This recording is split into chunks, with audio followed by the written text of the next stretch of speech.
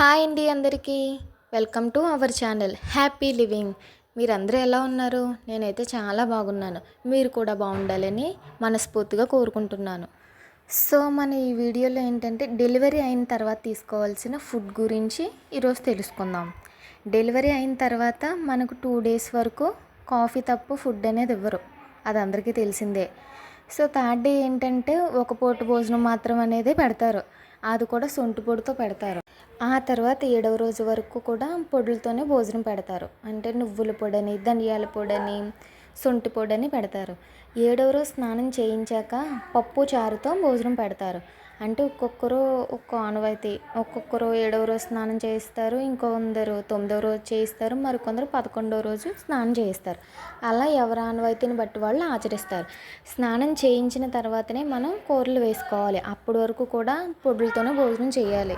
ఆ తర్వాత 21వ రోజు నుండి 2 పూటల ఫుడ్ అనేది మనకు పెడతారు. అంటే రోజు ఉదయం కాఫీ తాగాలి, 10 గంటలకి భోజనం చేసేయాలి, మళ్ళీ సాయంత్రం 5 గంటలకి భోజనం చేసేయాలి.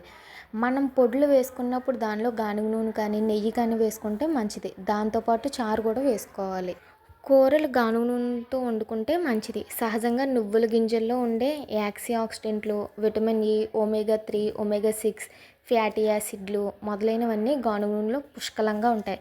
ఇంకొకటి ఏంటంటే నార్మల్ డెలివరీ వాళ్ళకైనా సిజేరియన్ డెలివరీ వాళ్ళకైనా బాలింత ఒళ్ళు అనేది 3 నెలల వరకు పచ్చిగానే ఉంటుంది. సిజేరియన్ వాళ్ళకైతే 6 మంత్స్ వరకు కూడా ఒళ్ళు పచ్చిగానే ఉంటుంది.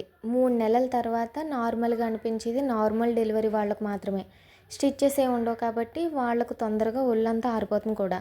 సిజేరియన్ వాళ్ళకి ఏంటంటే 5 మంత్స్ 6 మంత్స్ వరకు కూడా లోపల పచ్చిగానే ఉంటుంది.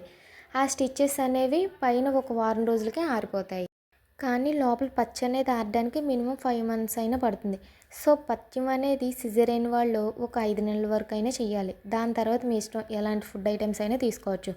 నార్మల్ డెలివరీ వాళ్ళు అయితే 3 నెలలు మాత్రం పథ్యం అనేది గట్టిగా చేయాలి. సో నార్మల్ డెలివరీ వాళ్ళకి సిజేరియన్ డెలివరీ వాళ్ళకి తేడా ఇదన్నమాట.